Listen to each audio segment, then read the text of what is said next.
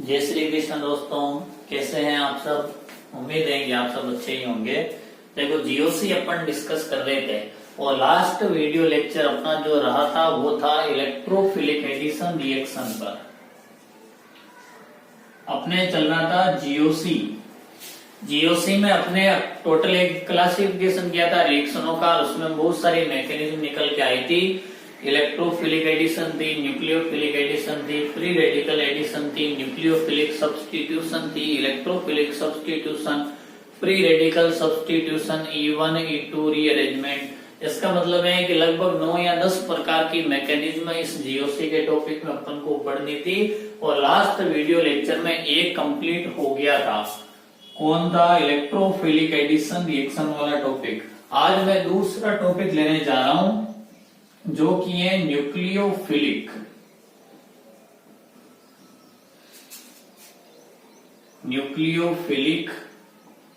Addition reaction.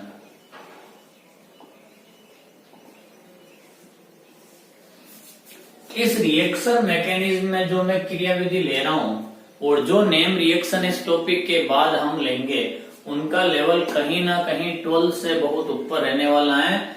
जब शुरू में हमने चैप्टर शुरू किया था स्टीरियो केमिस्ट्री, तो स्टीरियो केमिस्ट्री के जो 15 अपन ने पार्ट लिए थे कहीं ना कहीं वो केवल 12 के चैप्टर से रिलेटेड थे। उस चैप्टर से बाहर का हमने कोई भी क्वेश्चन नहीं लिया था। इसका मतलब है कि वो पार्ट केवल 12वीं क्लास के लिए लिया था।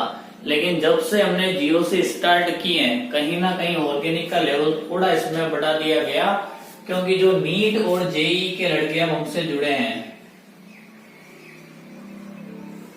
जो स्टूडेंट 12th पास आउट हैं, जो कि 1 साल से कोचिंग कर रहे हैं, 1-2 महीने का टाइम उनके पास बचा है। जुलाई के लगभग उनके एग्जाम है। वो बच्चे लॉकडाउन में घर पे बैठे हैं, उनके कहीं ना कहीं फोन आते हैं। तो उन स्टूडेंट के लिए केवल 1-2 महीने का टाइम बचा है, तो वो हमेशा प्रॉब्लम भेजते हैं और उन्हीं की वीडियो लेक्चर अपन अवेलेबल करवा रहे हैं। जैसे कुछ को नेम रिएक्शन में दिक्कत आ रही है कि इसकी मैकेनिज्म में क्या होगा, कुछ को मेजर माइनर प्रोडक्ट में दिक्कत आ रही है, किसी के ऑर्गेनिक में कोई रिएक्शन मैकेनिज्म में प्रॉब्लम आ रही है।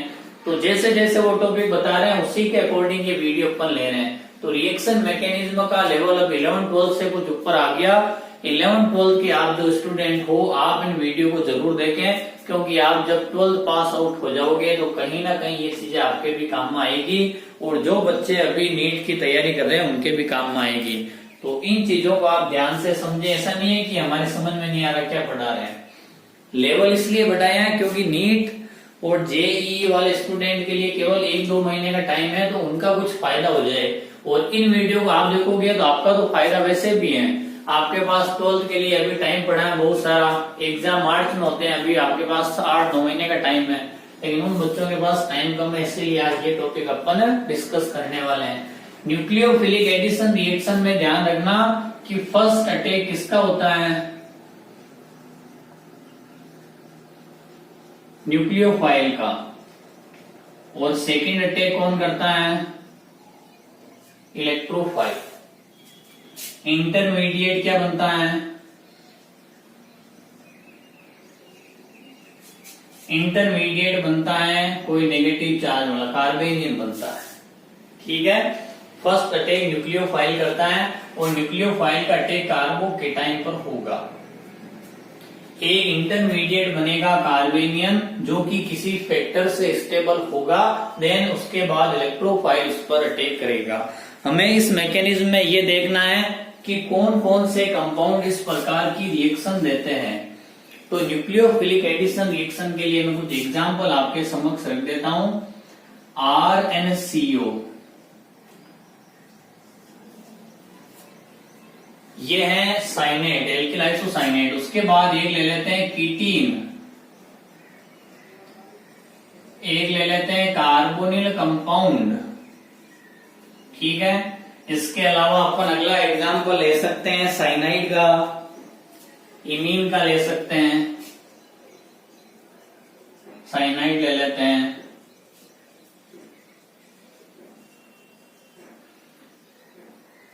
इमीन ले लेते हैं। आइसोसाइनाइड में इलेक्ट्रोफिलिक एडिशन थी, लेकिन यहाँ साइनाइड की बात करें तो यहाँ पर न्यूक्लियोफिलिक एडिशन रिएक्शन होगी। अगला एग्जाम्पल अपन बेंजाइन का ले लेते हैं, और सातवां example CH2 double bond CH, इससे कोई ग्रुप जुड़ा है EWG। ये EWG C double bond OR हो सकता है, C डबल बॉन्ड H हो सकता है, C डबल बॉन्ड OCl हो सकता है, C डबल बॉन्ड ONH2 हो सकता है, C डबल बॉन्ड OR हो सकता है, कुछ भी ले लें। कार्बन कार्बन डबल बॉन्ड से कोई इलेक्ट्रॉन खींचने वाला समूह लगा होना चाहिए।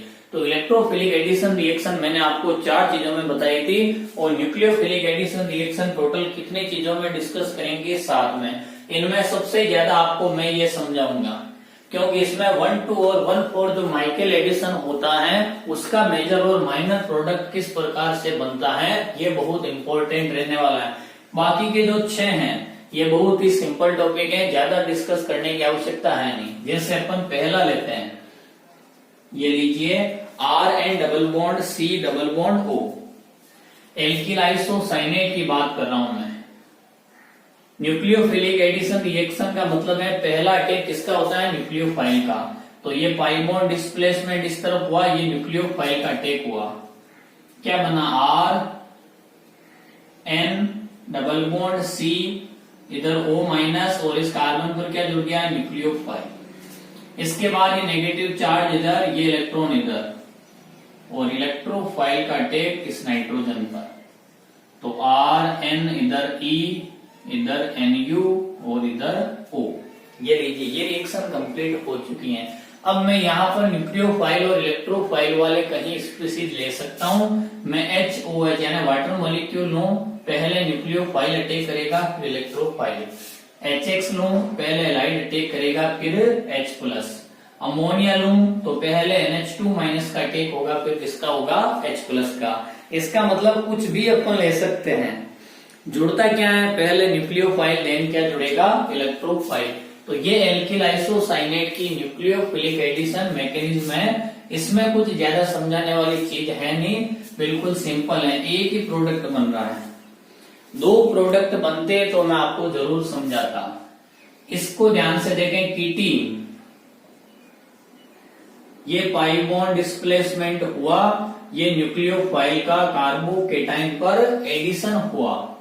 CH2 डबल बॉन्ड C, ये न्यूक्लियोफाइल जुड़ा, इधर आ गया O-, फिर ये O- से ये इलेक्ट्रॉन इधर, और ये इलेक्ट्रॉन कार्बन पर, और इस कार्बन पर कौन अटैक करेगा, कोई electrophile. CH2E, CNU double bond O। ये देखिए इसकी मैकेनिज्म भी कंप्लीट हो चुकी है। पहले न्यूक्लियोफाइल अटैक करता है, बाद में कौन अटैक करता है, इलेक्ट्रोफाइल। इसमें भी केवल एक ही प्रोडक्ट बनता है। चलो अगला मैं लेने जा रहा हूं कार्बोनिल कंपाउंड। एल्डिहाइड हो सकता है या कीटोन हो सकता है। इनकी रिएक्शन में क्या होगा, सबसे पहले न्यूक्लियोफाइल अटैक करेगा इस कार्बोकेटाइन पर।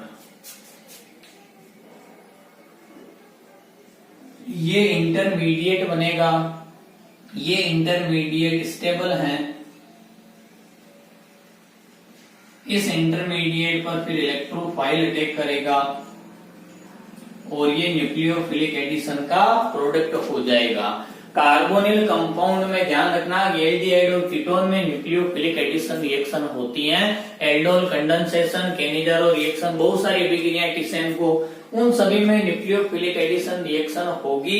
एक चीज विशेष तौर से ध्यान रखना इसमें कि कार्बोनिल कंपाउंड की जो रिएक्टिविटी है, मान लीजिए कि एक न्यूक्लियोफाइल है, मैंने आपके समक्ष 2 कार्बोनिल कंपाउंड रख दिए, तो न्यूक्लियोफाइल पहले किस पर अटैक करेगा, इसके लिए अपन को कार्बोनिल ग्रुप की रिएक्टिविटी देखने की आवश्यकता है। कौन सा कार्बोकेटाइन मोर रिएक्टिव है, कौन सा लेस रिएक्टिव है, तो ये रिएक्टिविटी मैं आपको बता चुका हूं। आप इंडक्टिव इफेक्ट का पहला, दूसरा और तीसरा वीडियो है, वहां जाके देख लो। कार्बोनिल समूह की रिएक्टिविटी का ऑर्डर आपको वहां बता रखा है कि न्यूक्लियोफाइल पहला अटैक कहां करेगा, बाद में अटैक कहां करेगा।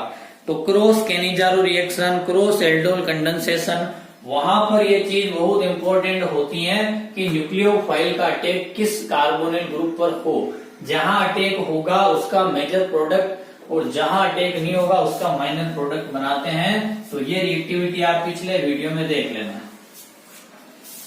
अगला मैं ले रहा हूं साइनाइड वाला। न्यूक्लियोफिलिक एडिशन रिएक्शन बताओ, पहला अटैक कौन करेगा? न्यूक्लियोफाइल। ये लीजिए, ये अटैक हुआ। अटैक से क्या हुआ? नेगेटिव चार्ज नाइट्रोजन पर आ गया, इस पर कोई इलेक्ट्रोफाइल जुड़ गया, ये न्यूक्लियोफिलिक एडिशन का प्रोडक्ट बना, RCNU डबल बॉन्ड Ne। ये लीजिए, ये रिएक्शन हो गई साइनाइड की। इस मैकेनिज्म में भी एक प्रोडक्ट बनता है, तो इसको भी ज्यादा डिटेल से बताने की आवश्यकता है नहीं, बिल्कुल सिंपल सी चीज है। अगला मैं ले रहा हूं imine, RCH double bond NR। Nucleophile किस पर अटैक करेगा? कार्बोकेटाइन पर। पाई बॉन्ड डिस्प्लेसमेंट किस तरफ होगा? नाइट्रोजन की तरफ। ये लीजिए, इधर न्यूक्लियोफाइल ने अटैक किया नाइट्रोजन पर negative charge, then electrophile attack on nitrogen atom. ये लीजिए, ये इमीन में मैकेनिज्म हो गई न्यूक्लियोफिलिक एडिशन रिएक्शन की। अब अपन छठा एग्जांपल लेते हैं बेंजाइन का। तो बेंजीन में कहीं पर भी एक ट्रिपल बॉन्ड मिल जाए तो वो क्या हो जाएगा? बेंजाइन।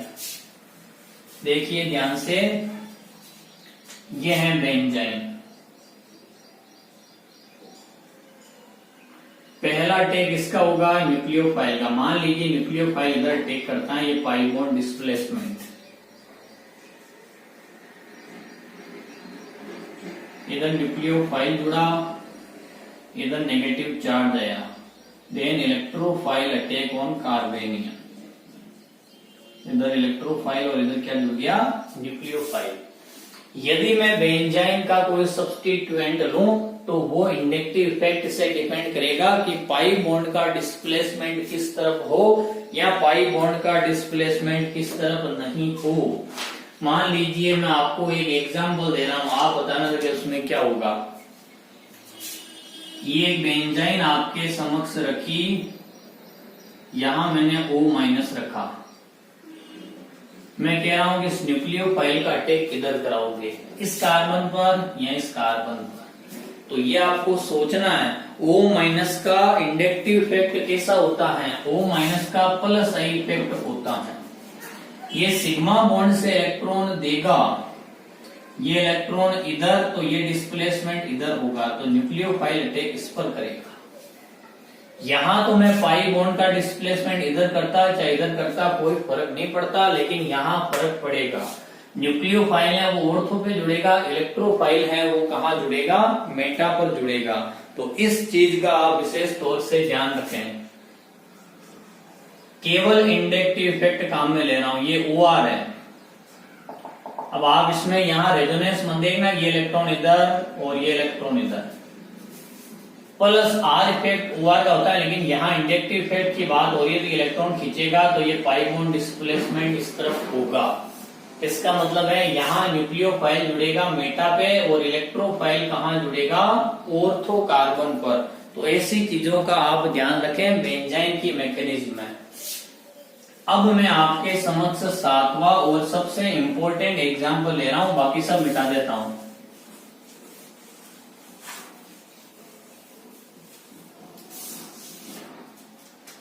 अब मैं ले रहा हूं nucleophilic addition reaction CH2 double bond CH, इससे लगा EWG। कोई भी electron withdrawing group alpha beta unsaturated aldehyde या अल्फा बीटा अनसेचुरेटेड कीटोन में ये रिएक्शन सबसे ज्यादा होती हैं। तो सबसे पहला डिस्कस है वो मैं उसी पे करने जा रहा हूं। CH2 double bond CH, C double bond O, यहां ले लेता हूं R। R में एल्किल समूह लूंगा तो ये कीटोन हो जाएगा, हाइड्रोजन लूंगा तो वो एल्डिहाइड होगा। तो मैं सिंपल सा कह सकता हूं कि हमने लिया है alpha beta unsaturated carbonyl compound.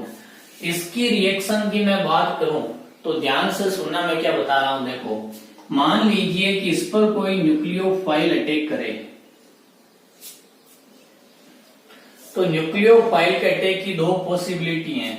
ये पाई बॉन्ड इधर कार्बोकेटाइन बनेगा, उस पर ये न्यूक्लियोफाइल अटैक कर दे।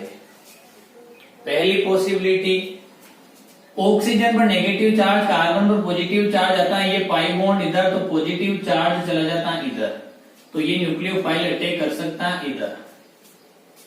दो पॉसिबिलिटी हो गई ना, या तो न्यूक्लियोफाइल अटैक करता है इधर या न्यूक्लियोफाइल अटैक कर दे इस कार्बन पर, क्योंकि यहाँ जो कार्बोकेटाइन बनता है वो रेजोनेंस से क्या होगा, स्टेबल होगा। तो न्यूक्लियोफाइल का अटैक डायरेक्ट यहाँ होता है, तो इसको बोलते हैं डायरेक्ट अटैक। Direct attack. और न्यूक्लियोफाइल यदि लास्ट वाले कार्बोकेटाइन पर अटैक करता है तो इसको बोला जाता है माइकल अटैक। माइकल अटैक, ये लीजिए, ये दो पॉसिबिलिटी इसमें बनती है।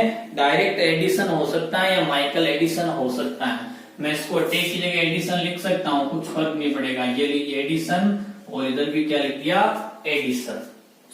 तो दो पॉसिबिलिटी बन सकती हैं। इन दोनों की मैकेनिज्म भी आपको मैं बता दूंगा, लेकिन फिलहाल तो आपको ये समझना है। मान लीजिए ऐसा कोई एग्जाम्पल है, यदि न्यूक्लियोफाइल इस पर अटैक करे तो डायरेक्ट अटैक, और इस पर अटैक करे तो ये माइकल अटैक हो जाएगा। डायरेक्ट अटैक और माइकल अटैक में फर्क क्या होता है ये अभी अपन समझ लेंगे। उससे पहले एक चीज और सुनो, डायरेक्ट अटैक जहां होता है उसको बोला जाता है हार्ड साइड, और माइकल अटैक जिस पर होता है उसको क्या बोला जाता है, सॉफ्ट साइड।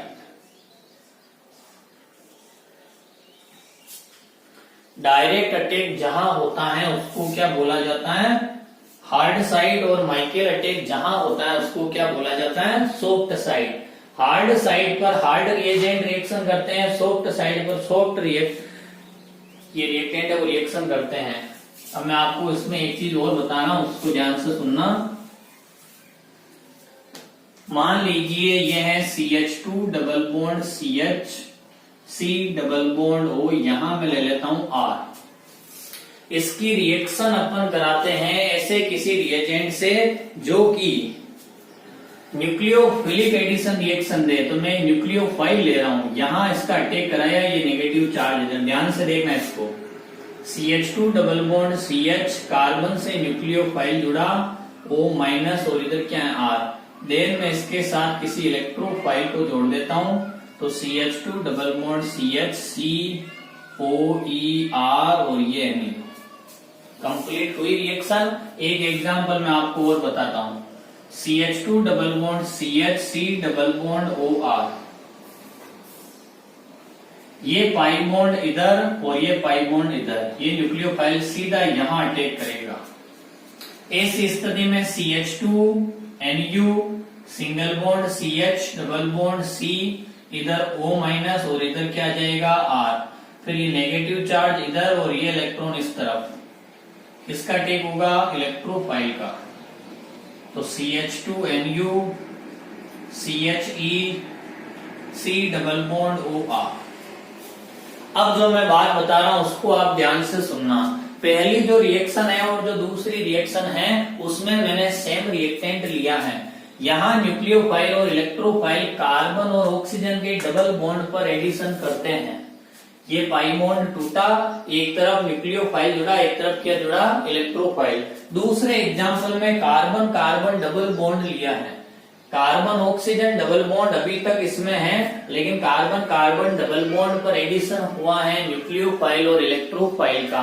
तो याद रखना कि यहाँ पर जो मैंने रिएक्शन कंप्लीट की है ये है डायरेक्ट एडिशन, और इस डायरेक्ट एडिशन को क्या बोला जाता है, 1-2 एडिशन।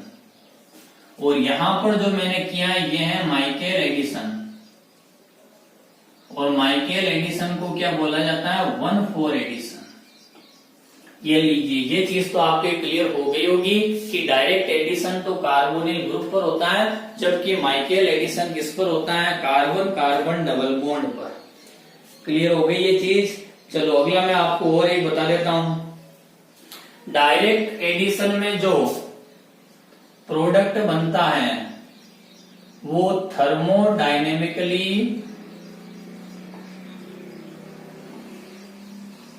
डायरेक्ट एडिशन का जो प्रोडक्ट है वो थर्मोडायनेमिकली लेस स्टेबल बनता है। नोट डाउन कर लेना इसको। और माइकल एडिसन का है ये थर्मोडायनेमिकली मोर स्टेबल होता है, मोर स्टेबल प्रोडक्ट। यानी ये उष्मागतिक रूप से अधिक स्थायी होता है जबकि ये उष्मागतिक रूप से कम स्थायी होता है। ये सबसे इंपॉर्टेंट चीज है। अगली चीज सुनो, इसका जो इंटरमीडिएट बनता है ये मोर स्टेबल होता है। क्या कह रहा हूं मैं कि डायरेक्ट एडिशन का इंटरमीडिएट मोर स्टेबल होता है लेकिन माइकल एडिशन का इंटरमीडिएट लेस स्टेबल होगा। ये हो गई दूसरी चीज। माइकल एडिशन में लेस स्टेबल इंटरमीडिएट बनता है जबकि डायरेक्ट एडिशन में मोर स्टेबल इंटरमीडिएट बनता है। ये मैंने स्टेटमेंट दे दिया, ज्यादा समझाने की आवश्यकता मेरे हिसाब से होगी नहीं क्योंकि ये नेगेटिव चार्ज है। यहाँ पर देख लो, इस नेगेटिव चार्ज का मतलब है इलेक्ट्रॉन देने वाला, ये इस तरफ इलेक्ट्रॉन खींचने वाला।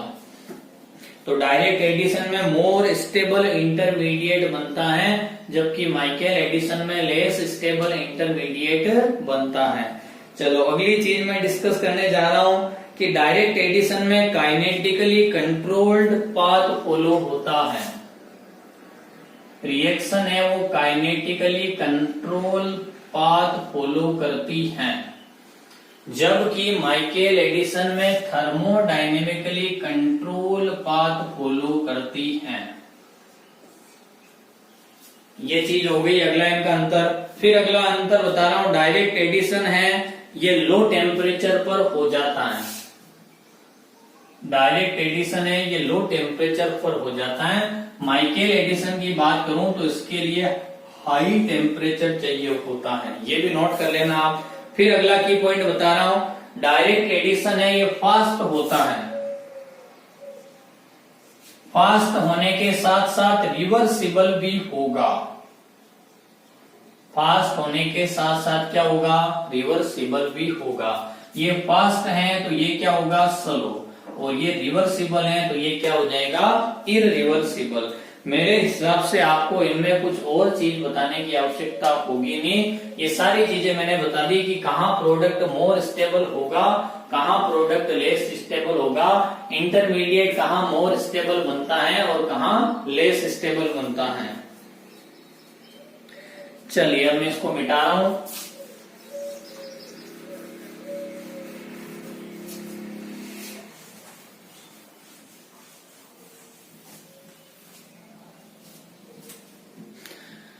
अब अपन बात करते हैं माइकल एडिशन में factor affecting of the reaction. Michael addition को कौन कौन से फैक्टर प्रभावित करते हैं, यानी रिएक्शन को कौन कौन सी चीजें प्रभावित करती हैं, उसकी अपन चर्चा कर लेते हैं। सबसे पहले बात करते हैं टेम्परेचर की। तो मैंने आपको की पॉइंट बता दिए थे, लो टेम्परेचर पर क्या होता है और हाई टेम्परेचर पर क्या होता है। आप मुझे बताएं कि लो टेम्परेचर पर किस प्रकार का एडिशन होता है। अभी अपन ने पहले डिस्कस किया था, लो टेम्परेचर पर क्या होता है, डायरेक्ट एडिशन, ठीक है।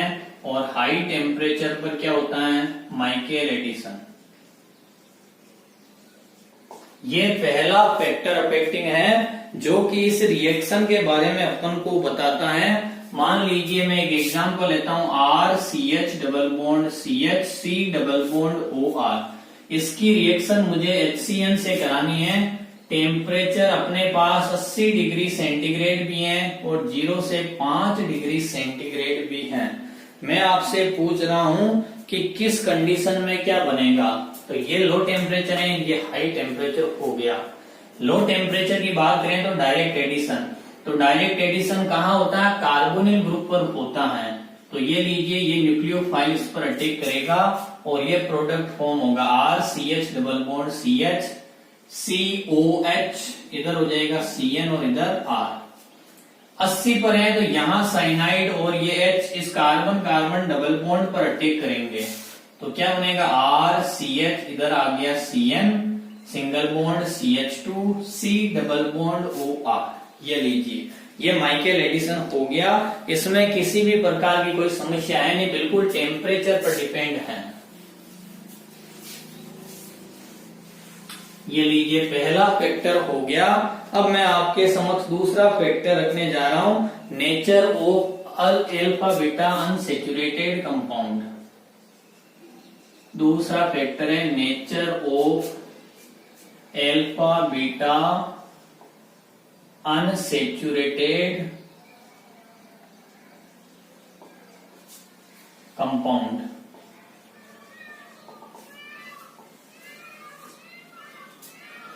Nature of alpha beta unsaturated compound, इसमें अपन को एक चीज देखनी है, ध्यान से देखना क्या बता रहा हूं मैं। मान लीजिए कि ये है CH2 double bond CH C double bond OR। एक मैं ले लेता हूं CH3 CH double bond CH C double bond OR। एक ये ले लेता हूं CH3 CH3 C double bond CH C double bond OR। अब मुझे आप एक बात बताओ कि यहाँ पर ये वाली जो साइट है ये कौन सी है, डायरेक्ट साइट। तो डायरेक्ट साइट पर तीनों जगह कोई भी इफेक्ट नहीं है, सेम चीज है।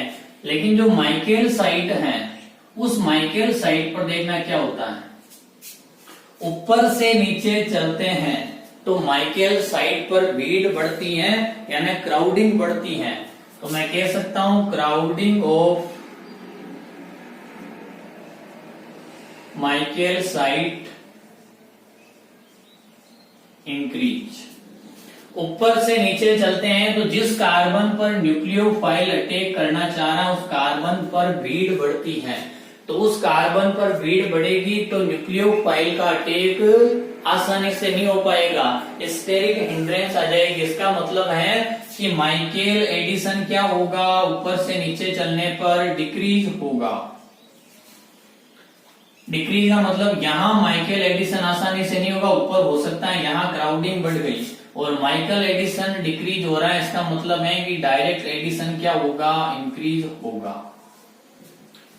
ये जो ऊपर तीर का चिन्ह बना रहा है इसका मतलब है इंक्रीज, नीचे वाले का क्या होगा, डिक्रीज, और फिर ऊपर वाले का क्या होगा, इंक्रीज। तो क्राउडिंग पर डिपेंड करता है, चाहे वो क्राउडिंग डायरेक्ट एडिशन पर हो चाहे माइकल एडिशन पर हो। ऊपर से नीचे चलने पर देखो इस कार्बन पर भीड़ बढ़ती है और इस कार्बन पर भीड़ बढ़ेगी तो नाभिक स्नेह के आक्रमण का वेग क्या होगा, घटेगा। नाभिक स्नेह के आक्रमण का वेग घटेगा तो 1 एडिशन का वेग घटेगा, यानी माइकल एडिशन का वेग घटेगा। और माइकल एडिशन का वेग घटेगा तो सिंपल सी बात है कि डायरेक्ट एडिशन का वेग क्या होगा, बढ़ेगा। चलो अब अपन तीसरा फैक्टर लेते हैं। तीसरा फैक्टर इसमें जो है वो है नेचर ऑफ न्यूक्लियोफाइल।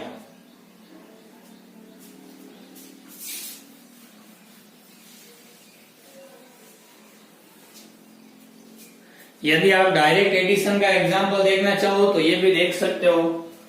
मान लीजिए ये ले रहे हैं CH2 double bond CH C double bond हो, इधर ले लिया CH3, CH2 double bond CH C double bond हो, इधर ले लिया H, CH2 double bond C double bond हो, इधर ले लिया Cl। इनमें मैंने आपको पूछ लिया कि एक न्यूक्लियोफाइल, ये न्यूक्लियोफाइल है वो डायरेक्ट एडिशन रिएक्शन देता है तो वो पहले कहाँ अटैक करेगा। तो डायरेक्ट एडिशन में देखो यहाँ माइकल साइट है उसको मैंने एजे से रख दिया, जबकि पहले माइकल साइट में कुछ डिफरेंस किया था। उसके बाद हमने क्या किया, यहां से इस प्रकार से कार्बोकेटायन बनाया। इस कार्बोकेटायन पर किसी न्यूक्लियोफाइल का अटैक होता है तो ये डायरेक्ट एडिशन के अंतर्गत आता है।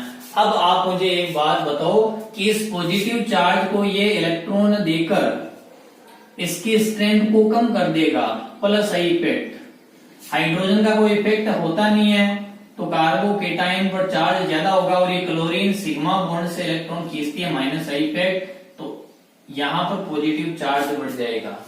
इसका मतलब है कि up to down direct addition क्या होगा, up to down direct addition increase होगा। ये डायरेक्ट एडिशन रिएक्शन जल्दी देगा, वो कम देगा। जबकि माइकल एडिसन की बात करें तो डायरेक्ट एडिशन पर यहाँ पर यदि इंक्रीज हो रहा है तो माइकल एडिसन क्या हो जाएगा, डिक्रीज हो जाएगा। नोट डाउन कर लेना इसे।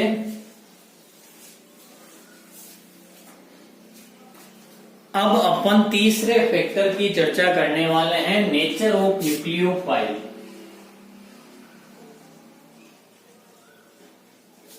Nature of nucleophile. तो देखो ये न्यूक्लियोफिलिक एडिशन रिएक्शन एक मेजर टॉपिक है। नेचर ऑफ न्यूक्लियोफाइल हमें पढ़ना है, उसके बाद कुछ एग्जाम्पल लेकर उस पर डायरेक्ट और माइकल एडिशन देखना है। इसमें एक हार्ड न्यूक्लियोफाइल होते हैं, एक सॉफ्ट न्यूक्लियोफाइल होते हैं। हार्ड न्यूक्लियोफाइल हार्ड साइड पर अटैक करते हैं, सॉफ्ट न्यूक्लियोफाइल सॉफ्ट साइड पर अटैक करते हैं। इसमें जो कुछ एक्सेप्शन केस होते हैं उनको भी अपन डिस्कस करेंगे, लेकिन आज के वीडियो लेक्चर में इतना ही हो पाएगा। इससे आगे का पार्ट है वो अपन अगले वीडियो में डिस्कस करेंगे, क्योंकि ये माइकल एडिसन वाली रिएक्शन अभी बहुत बड़ी रहने वाली है, तो अगले वीडियो में हम इसे कंप्लीट करेंगे।